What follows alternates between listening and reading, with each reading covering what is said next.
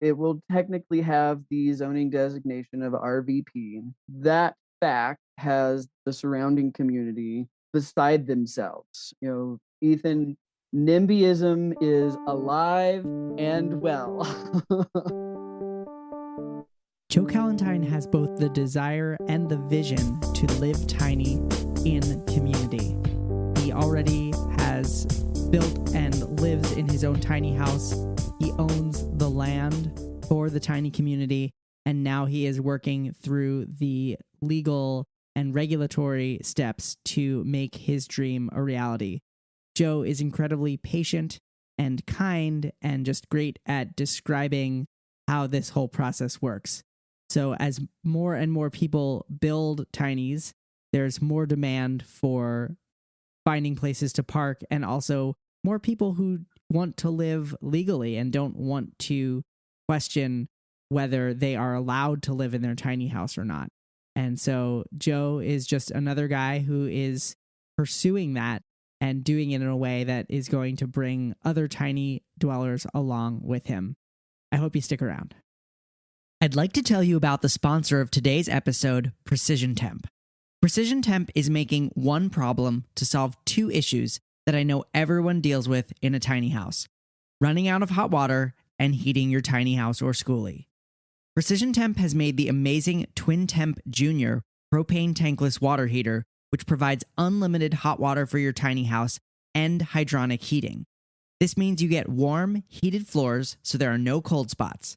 It's designed specifically for tiny houses and features whisper quiet operation as well as high efficiency. If you want more information on how Precision Temp can help make tiny living easier and more comfortable, visit precisiontemp.com. While you're there, use the coupon code THLP for $100 off any Precision Temp unit plus free shipping. That website again is precisiontemp.com. Coupon code THLP for $100 off any Precision Temp unit plus free shipping. Thank you so much to Precision Temp for sponsoring our show.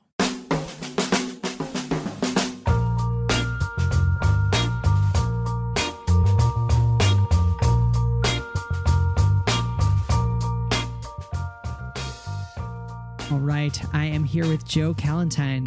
Joe is the founder and president/CEO of Life Size Tiny Communities.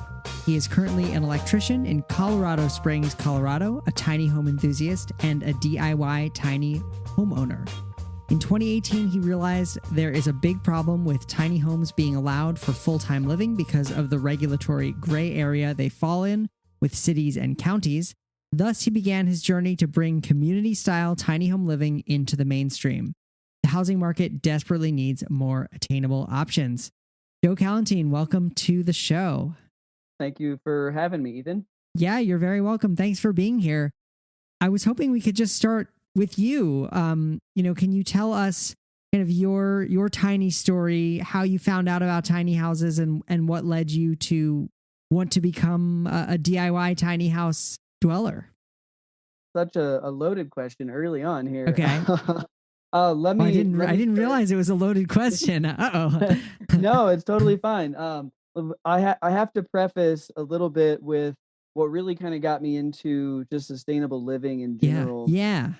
At one point in my mid 20s, I believed that the world was just going to, well, go awry, and it would be every man for themselves. Mm-hmm. So I set out to learn how to be as self-sustaining as I possibly could.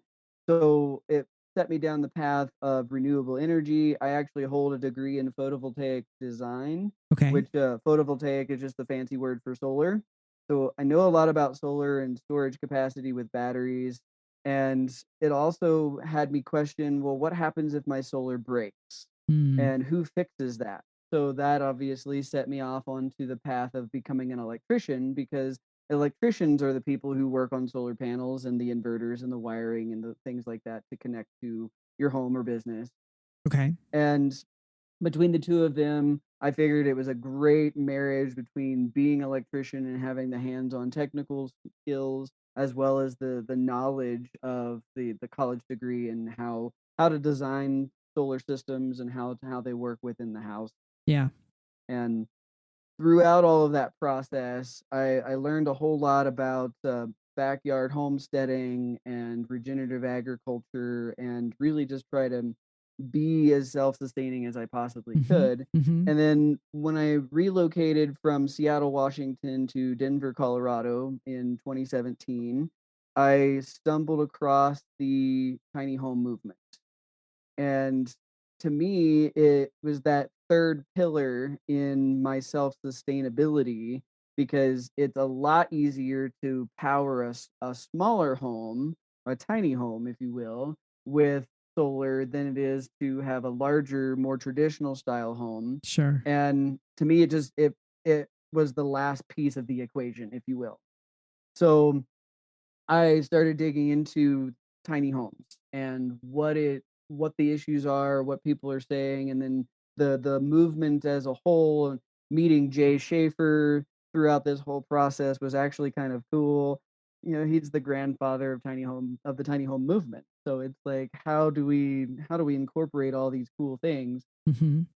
And then throughout my research and development, research at this point, I guess, the the issues started creeping in, as far as why cities and counties are reluctant to allow tiny homes on a full-time permanent basis, and how we would be able to answer the questions that they have as an industry, and be able to provide those solutions. And now, as the real estate market has become what it has, where people are really frantically looking for attainable options, Mm. and Yeah. now I think is a good time to be able to usher in that, like you mentioned, my intro, the community development, the community aspect of tiny living. Yeah. Wow. That's that there. I have a lot of follow-up questions there. I mean, so the mission then is to create these, this community template. Um, where are you in that process? That's a great question. The Our first community is underway in the beginning stages. So we have chosen to locate Bonsai Village, our Mhm. first premier community. Great name. Thank you. In El Paso County, Colorado, which is Mhm. the seat of El Paso County is Colorado Springs. So we're right smack in the middle of the Front Range Okay. of Colorado, and we've chosen El Paso County largely because of the fact that in 2017 they essentially legalized tiny homes. Ah, So El Paso County passed legislation, essentially expanded the as much as I disagree with the route that they chose, because they expanded their recreational vehicle park zoning district. okay. And tiny homes, of course, we are trying to emerge and stand on our own 2 feet, if you will, getting away from the temporariness, if that's a word, Yep. of Yep. campers and RVs. So but the fact of the matter is they have the legislative infrastructure in place. So I have purchased 29 and a half acres on Okay. the west side of Colorado Springs in a little mountain community that is called Cascade slash Chipeta Park. Hmm. And with this 29 and a half acres, working with the county, we've deemed that this could be a good option for setting up shop for our Hmm. first community. We are anticipating the official application of our rezone, which the rezoning is the next immediate step, because we can't just put the tiny homes on the current zoning designation. So we're expecting our application to go in just after the first of the year, and with all fingers and toes crossed, we'll go down through the next 6 to 9 months through this rezoning process, Okay. of which there'll be public hearings and there'll be meetings with the planning commission, and then ultimately the board of county commissioners will make a decision whether to approve or deny our project. So when it is rezoned because of the way this town went through its tiny house legalization, will it be zoned essentially as an RV park?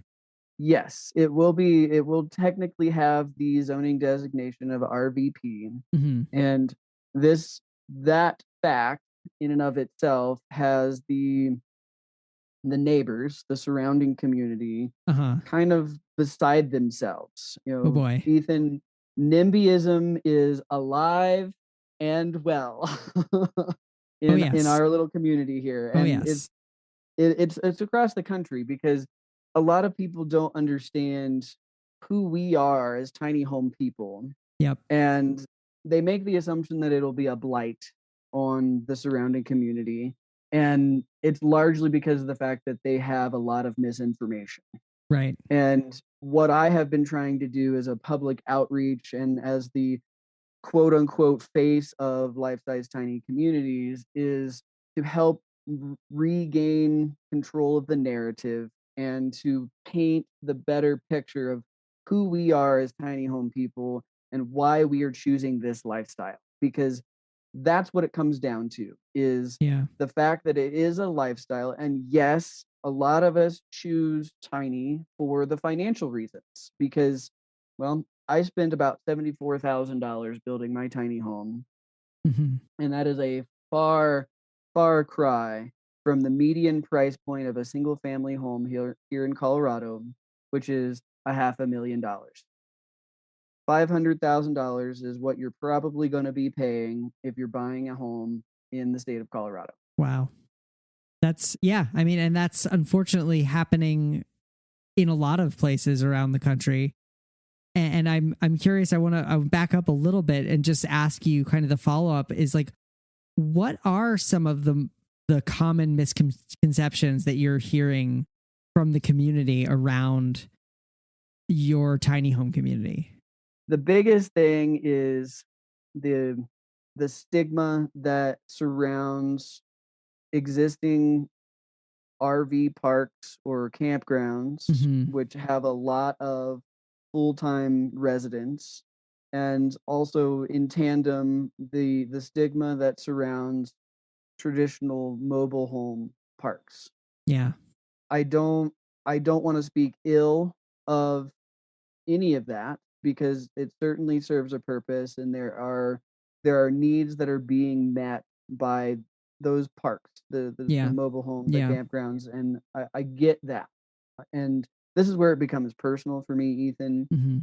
My mom lives in a trailer park, and when the last time I saw her was probably 6 or 8 years ago, maybe 10, Hmm.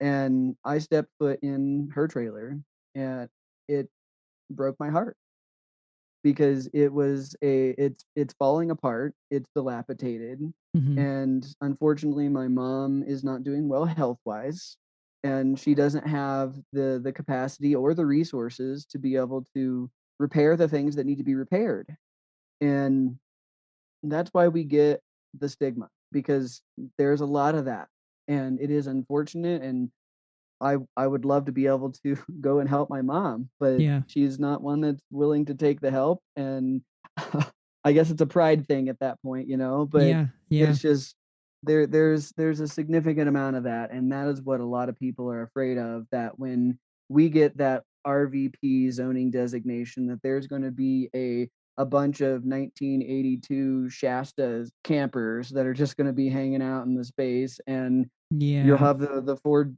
GT Mustang up on blocks out in the front yard kind of scenario. Yeah, yeah. So there's some stereotypes and some stigma associated with RV parks, and because the tiny houses are kind of using that same zoning, they're being lumped in the same Yes, misconceptions, oftentimes yeah. misconceptions. That is exactly what it is, and then there's other development concerns that they do ask about as far as, how we're handling water and wastewater, and then, of course, fire concerns. Hmm. As of late, Colorado certainly has been targeted by Mother Nature, it seems, Yep. with wildfires, Yep. and they're all legitimate concerns, and they all have legitimate solutions. However, because the NIMBY has really taken hold, that they have the stance of, "Don't confuse me with the fact, I've already made up my mind." Right. Right. So when I'm trying to explain, hey, this is what we're actually doing, and this is how we can solve this issue, they just won't even listen to me. Yeah.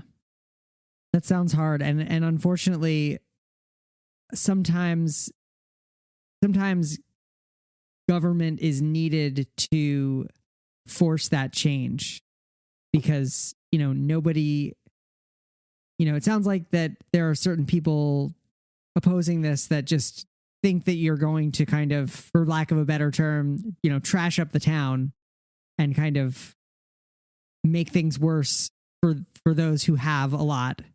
And there might not be a way to convince them. You can be out there showing them, hey, hi, I'm Joe. I live tiny. Like, I want to be a member of the community. I want to pay taxes. I have pride in my home. Like I maintain it. It looks great, but who knows? That's a tough situation to be in. Well, we've been working with the county for some time now, and we certainly have the interest and support, for the lack of a better term, of the county. They can't come out and say, "Hey, we're doing this," because they have to go through the legislative. Well, it's not legislative. Right. They have to go through the process by law, Mm-hmm. and Mm-hmm. they can't say, "Yep, let's do it," because there's the laws in place that we have to follow to be able to get this approved. Right. Right. So to your point, we are hoping that because of that support of the government, that we'll be able to say, "Hey, we answered all the questions. We've put all the check marks in the boxes, and this helps provide a solution for attainable home ownership." Yeah. And hopefully they see that, they being the government, and that we can get the approvals that we need. Nice. So then, now that we've chatted a bit about that, and I certainly want to talk more about it, I do want to hear about your own tiny home and your own story there. Sure. Where to begin?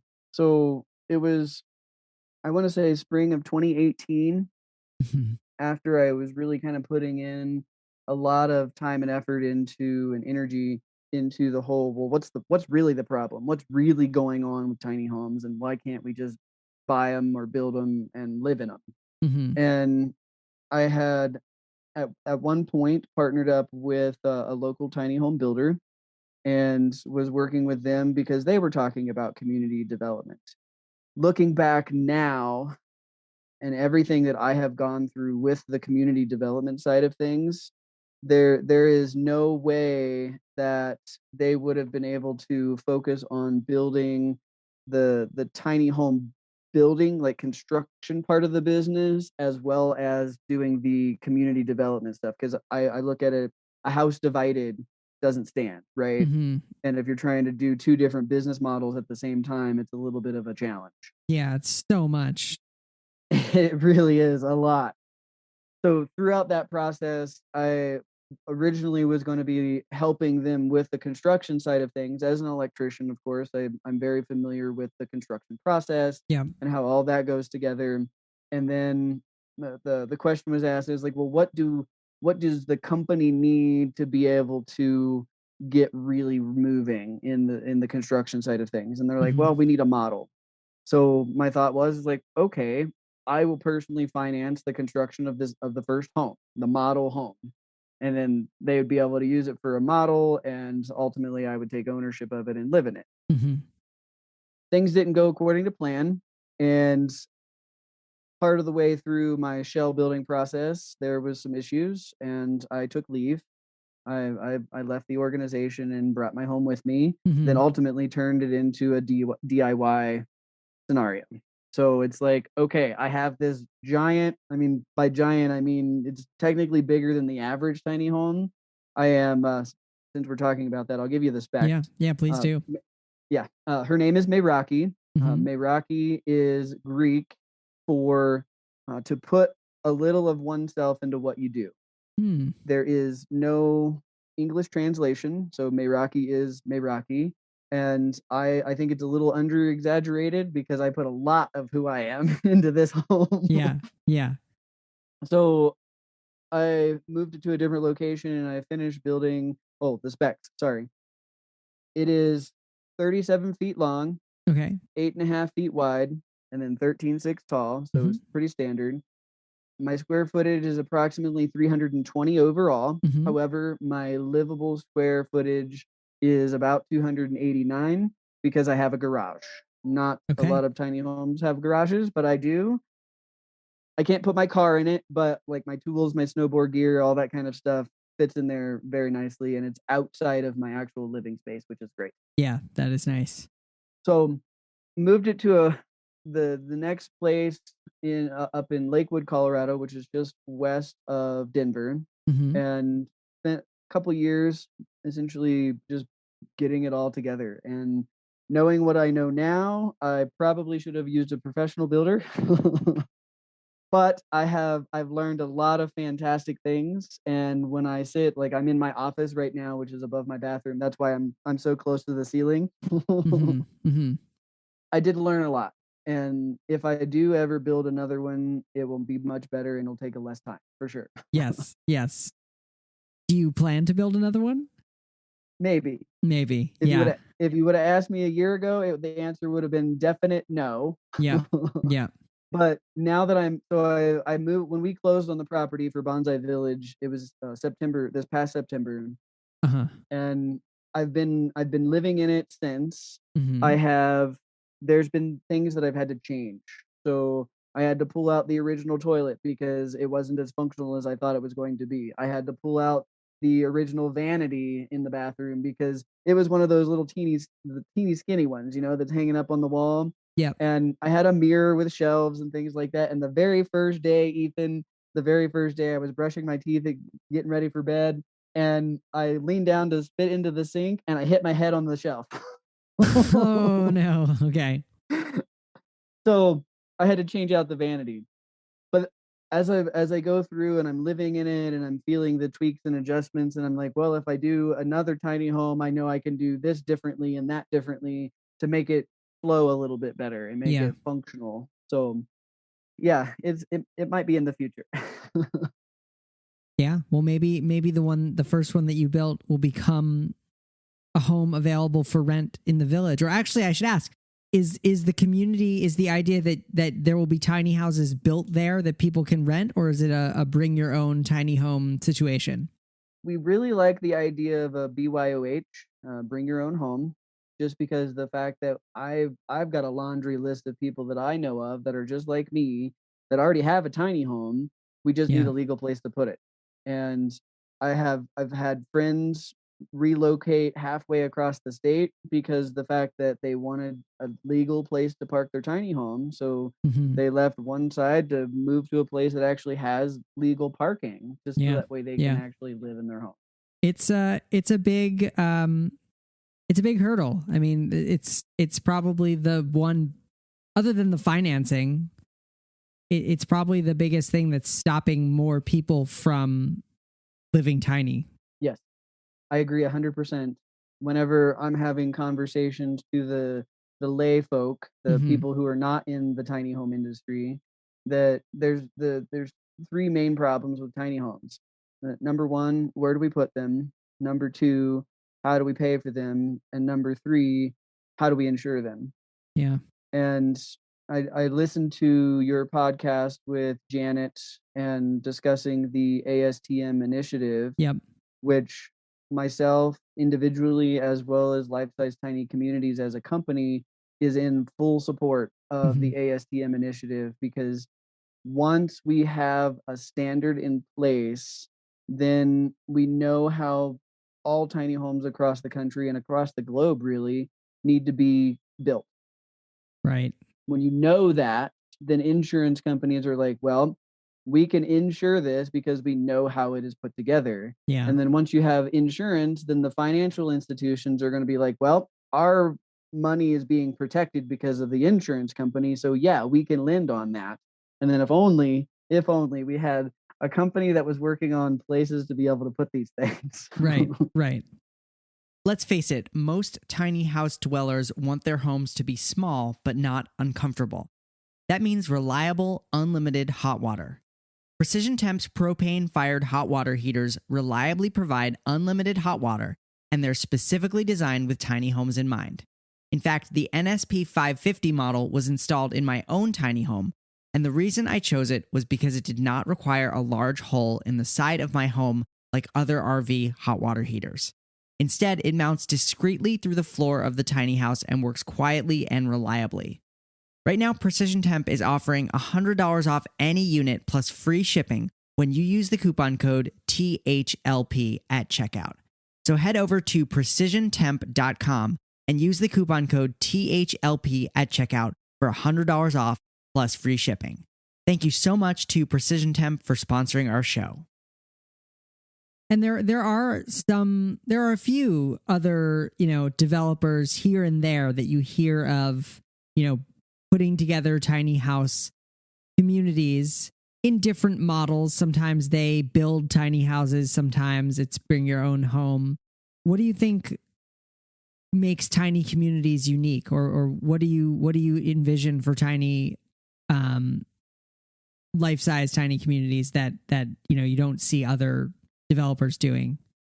I think the thing that sets us apart is the fact that we're wanting to put something together that is replicable, Okay. that's duplicatable. So I've gone through and I've looked at some of these other communities, and they're out there and they're great and they're full, which is awesome. Yeah, they are always full, actually. They're always full. And being able to have something that we can take the best of the best and the cream of the crop and put it into this nice little package that I can Yeah. go to any city, any county across the country and say, hey, you have a housing problem? Let's look at this as a solution. That's what I'm trying to accomplish. And then ultimately, Ethan, what I'd like to be able to do is create tiny home subdivisions, if that makes sense. Yeah. Where we can have relative sized parcels of land and put on all the infrastructure where we can get all you got to do is wheel your tiny home in and you're good, and then you're considered single family. You can start building the equity, you can start achieving that American dream, whatever that means, and usually it's tied directly to home ownership. And that's why the missing middle that a lot of cities and counties talk about, as far as those starter homes, for example. Starter homes don't really exist anymore because developers aren't making them anymore. They're not building them. Yeah. So if we're able to flip the residential real estate market on its head and say, stop building these giant 2,500, 3,000, 4,000 square foot houses on this little tiny piece of land, because most of the land is taken up by the house. Right. I mean, you got a little spot out in the front that your chihuahua can go take a pee, Heaven forbid you have a bigger dog like a German Shepherd or something like that. Right. So if we're able to shift that paradigm where we can create these parcels of land and we can put tiny homes on them, whether we're building them or you have your own, whatever, and we'd be able to scale that into a volume that is affordable. Yeah. And that's the deal, where we can have a package where you buy the land, you can get a tiny home from a builder of your choosing, and then you're good. And as the ASTM initiative continues to progress and we can start getting the insurance and then the financing piece of this, where somebody took out a 30-year mortgage for the combination of their tiny home and their land, because at that point a mortgage makes sense because it's attached to the land. But it's still a tiny home and it should still retain its mobility piece, because that's appealing to a lot of people. Like for me, for example, when I moved from Seattle, Washington to Denver, the thought has crossed my mind several times how cool it would have been to just drag my home from Seattle to Denver and set up shop. Right. That's the dream. Yeah, it is. And it really is. And the other thing that I would like to accomplish with LSTC, Life Size Tiny Communities, is to essentially build enough of these where people can have bits of ownership and be able to, like, say, for example, you're a snowbird and you want to be in Colorado for the winter because you want to go skiing or you want to go snowboarding. But then the summertime, you prefer something different. You want to be at the beach. So you go to California, you go to Florida, you go up to New England, for example, something like that, Yep. where, I mean, summers up there in Vermont are probably pretty awesome, I would Quite imagine. nice. Yeah.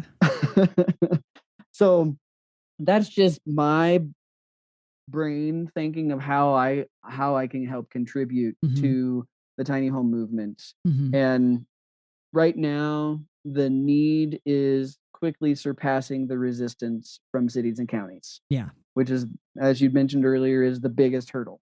And that's what we're trying to accomplish.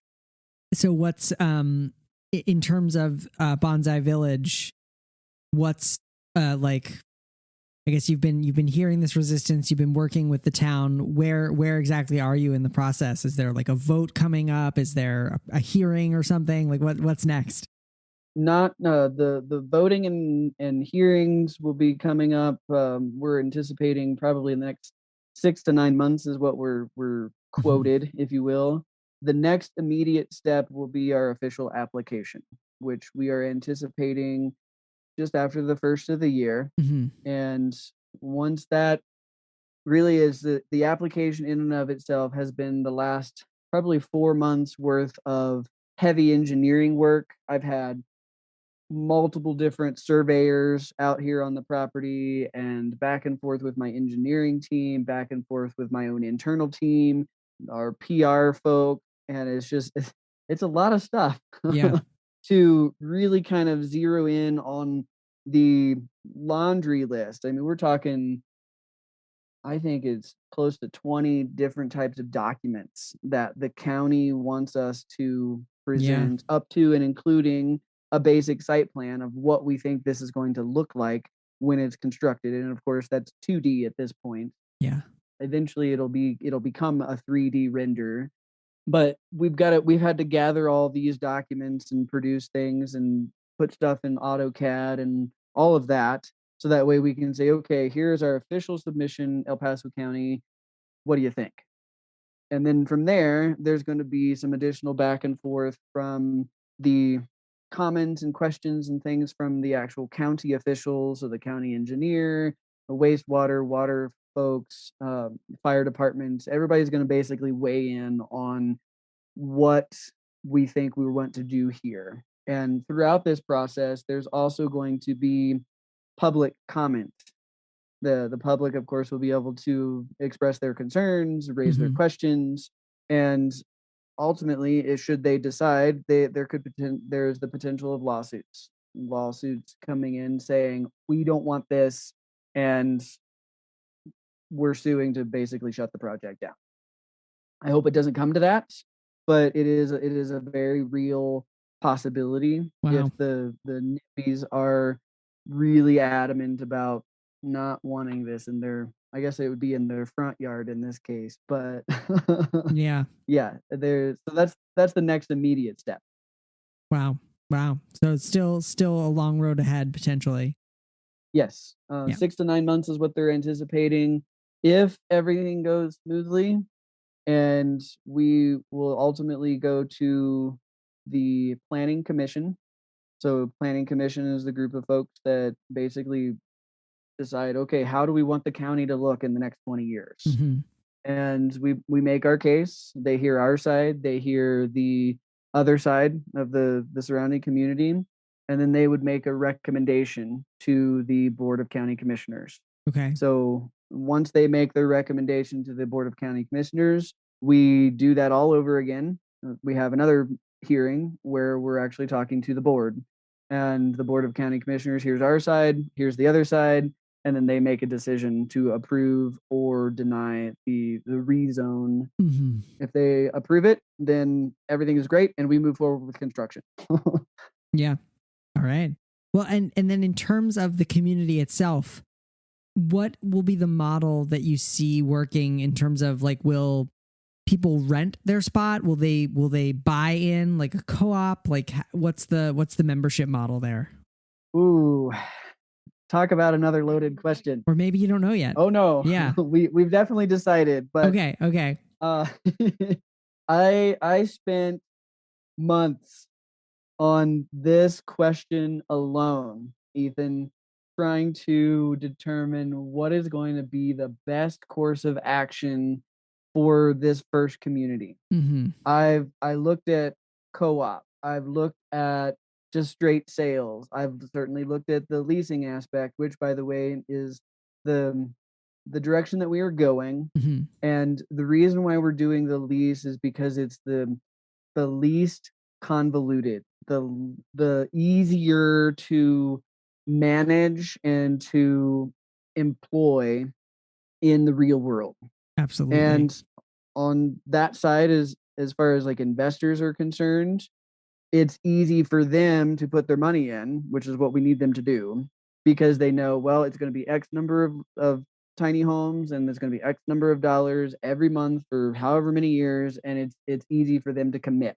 Yeah. So as we grow through this, not only this first community, but the next couple of communities, the like I said, the tiny home subdivision aspect, that will be it'll be a new endeavor at that point. And Mm-hmm. it's like we don't know how many people are actually going to be able to buy the little plots of land in our Right. subdivision.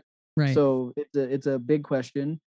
The co-op aspect, oh man, I spent a lot of time just on the co-op aspect because there's a lot of appeal of like-minded individuals like we have in the tiny home world because we're tiny home people. Yeah. We like that, the sustainability aspect. And then when I've talked to a lot of real estate professionals in the about this whole co-op thing, and it's like you have 100 people and everybody's got a differing opinion of things. And how do you actually make that decision on what gets done, what doesn't get done?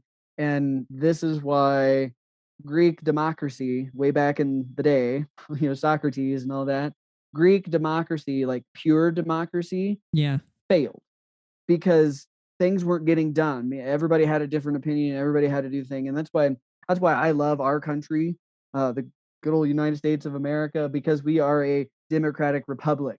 Mm-hmm. And the republic aspect, we elect these individuals to work on our behalf, and things actually, well, things don't get done probably as much as they should, but things get done. So the co-op aspect is appealing, and I would like to be able to do that, but I don't know how that would actually work in the real world as far as governing documents and how all those things. But then you start getting into that whole republic thing, and it's less of a co-op. So it might work on a small scale. So you have 10 people. That could probably be a functional co-op, in my opinion. Mm-hmm. Mm-hmm. Speaking just from experience living in condominiums and dealing with homeowners associations, I would think that even like-minded people, you can get a lot of disharmony when it comes to living together. So I think the leasing aspect is actually smart and potentially appealing to people because the thing that makes tiny homes affordable is the fact that they're disconnected from the land. And for many, I would imagine that they might be putting their savings into owning their tiny home outright, and they might not be able to buy in to a co-op or to a small parcel of land. So, having options for legal tiny living that is, you're leasing a spot, you're not going to get hassled, you're not going to get asked to leave. All the hookups are there. It's level, it's flat, it's safe. I think that's appealing. Level and flat is certainly appealing in and of itself. Yeah. Oh yeah. So my tiny home right now, we have, so it is a mountain community, Mm-hmm. and both on the north and the south sides of this property are mountains. Yep. So like on the south side right now, I mean, it's the darkest day of the year, right? We're at the winter solstice. Today is And solstice. it sure is. And I think about 2:30, the sun went behind the mountain and it's done. Yeah. Yeah. But because of the way that the land is relatively flat considering its surroundings, but we do have some topography. Mm-hmm. And I've had a challenge trying to get my tiny home to just be level. Oh yeah. What have you tried? What have you found that works, or what is working for you right now? I have the door side, which would be the passenger side, way higher on the jacks Mm-hmm. than Mm-hmm. everything else. And this is just my own thing, is like, I think I need to probably have my tires either checked or replaced, because I feel like I have a slow leak that's happening and Mm. things are just sagging a little bit on one side or the other. And this is just tiny home problems, you know? Yeah. Leveling is hard. I have to say, I struggle with the same thing in my home, not having ever parked in a legit spot, like, never having like a prepared spot. So it's always just on a lawn somewhere, hmm just sinking Oh, over time. I could actually share with you a picture of my sinkage when I was building Oh it. yeah, please do. I'd love to put it in, and we're seeing each other right now, but I'll put it on the show notes page for the episode, so listeners can check it out if that's okay with Yeah, you. absolutely. I have a Google photo album Oh, that I've nice, documented my entire build process. nice. And of course, when I had to fix the sinking, because I was on like good soil, it was in a residential backyard basically, Mm-hmm. and it was good dirt, and it kept going and going and going, and I'm like, I need to do something about this. So I had to Yeah, go get like some 12-ton whatever bottle jack so I could actually get the thing up off of the yep, ground and yep, then pull it all up and then put the dirt back in and shore everything. And it was a yep, it was a mess. yep. So I actually want to chat. So do you work as an electrician currently? Yes. Okay.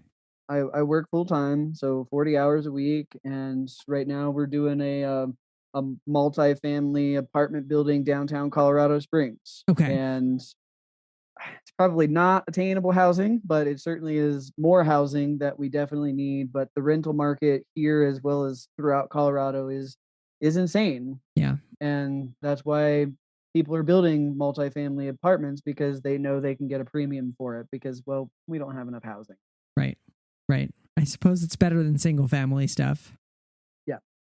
The multifamily versus single family aspect, Uh this is huh. the one thing that I really like about tiny homes, is because it's a little bit of both. Yeah. It has the sense of privacy and ownership of single family, Mm-hmm. because it's a tiny home and it's yours, Mm-hmm. and it has the a little bit of that form and functionality of the multifamily aspect, because you're able to put you can have the higher density with the tiny homes versus when you're doing single family that's 2,500 square feet, for example.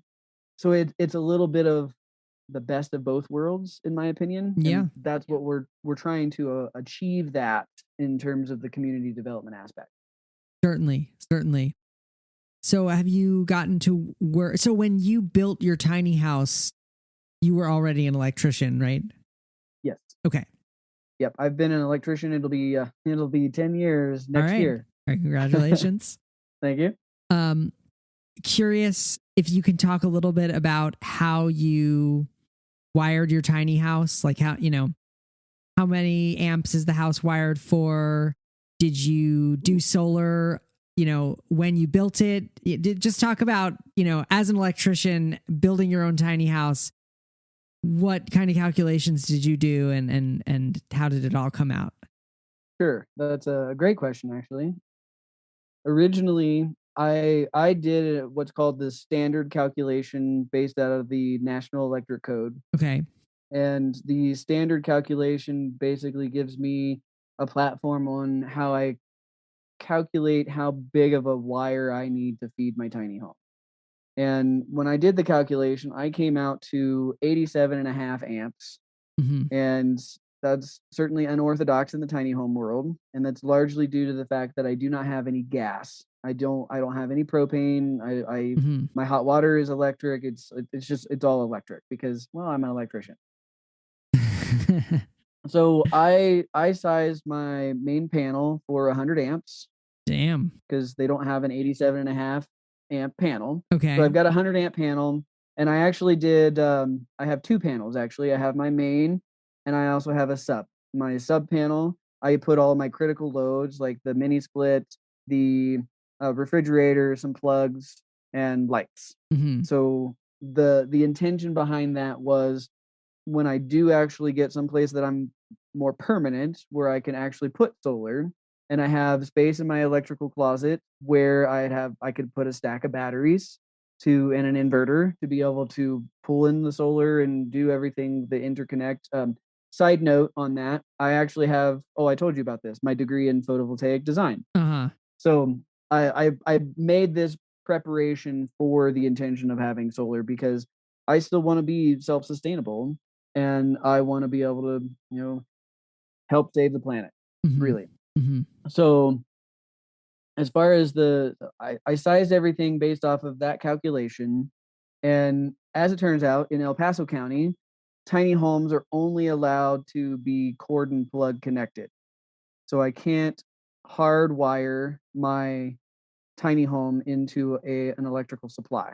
So for 100 amps, well, there is not an option for cord and plug for 100 amps because they don't make it. Usually Right. when you get to that size, you're hardwiring whatever the equipment is. Right. Okay. That's a major plug.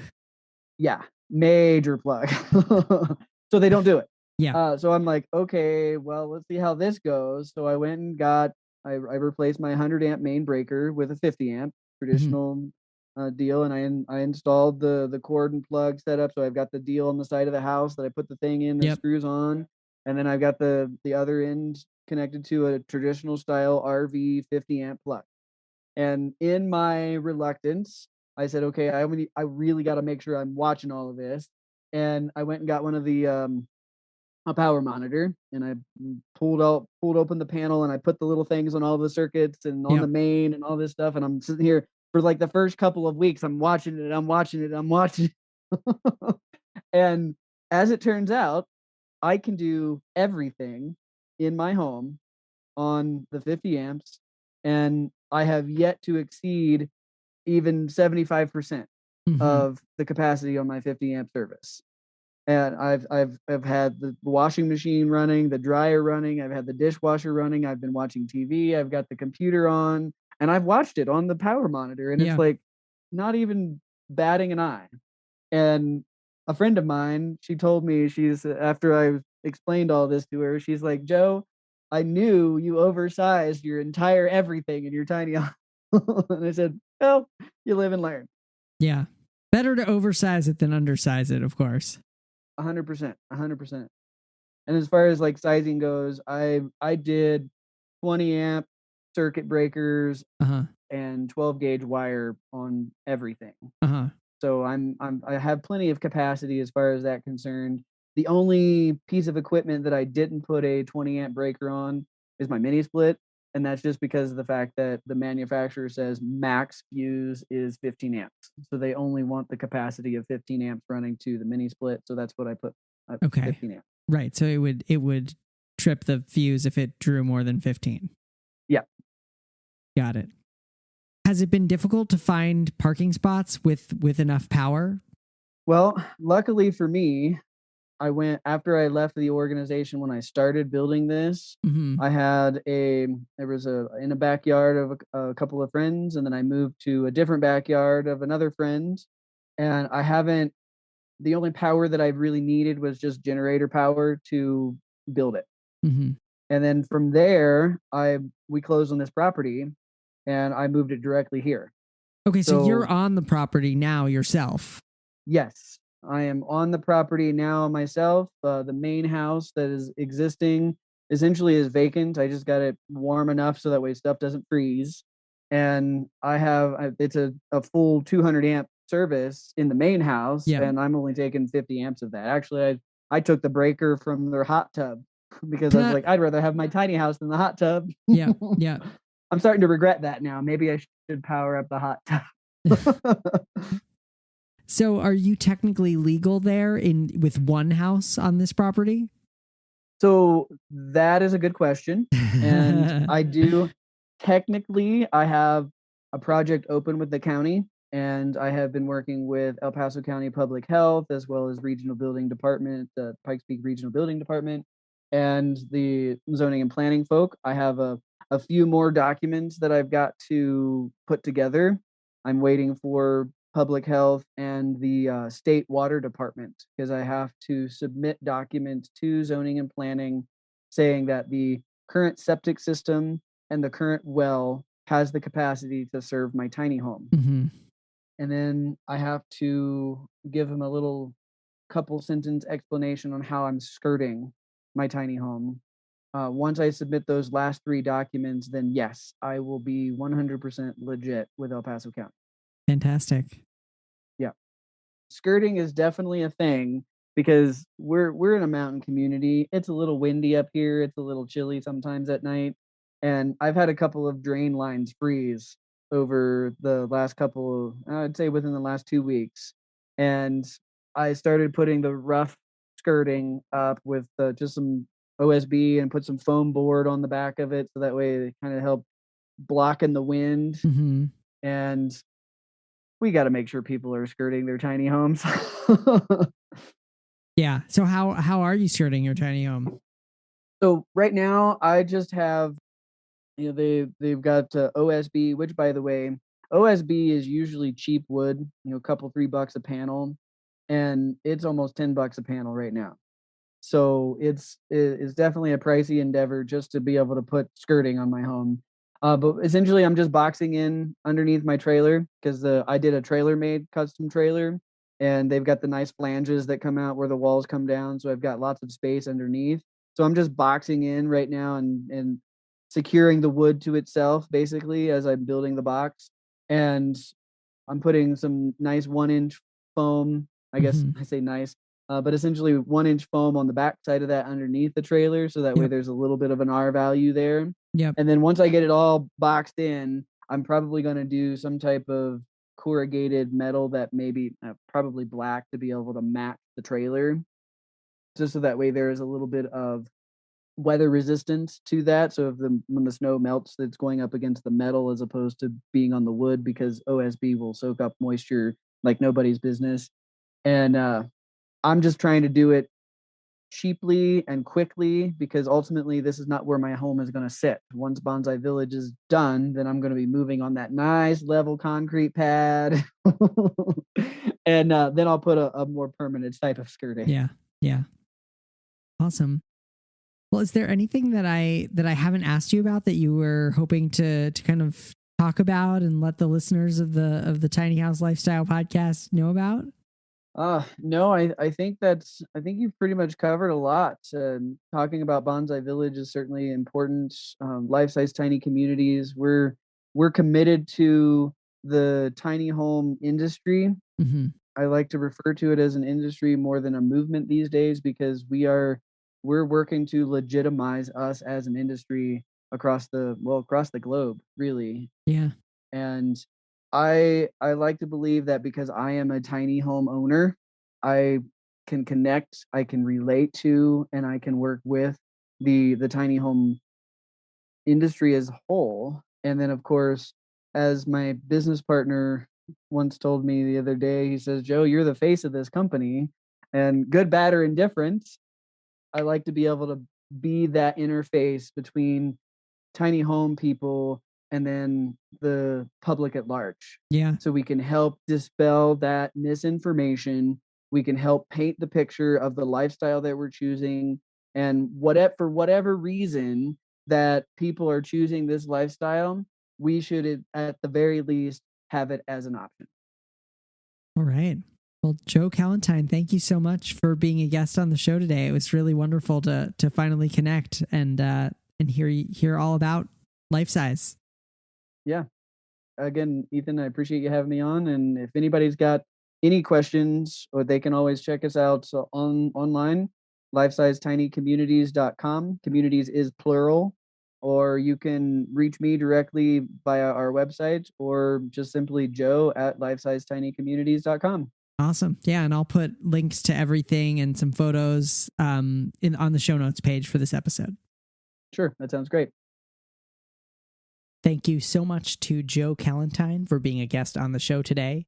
You can find the show notes, including a full transcript, at thetinyhouse.net/197. Again, that's thetinyhouse.net/197. Well, that's all for this week. I'm your host, Ethan Waldman, and I'll be back next week with another episode of the Tiny House Lifestyle Podcast.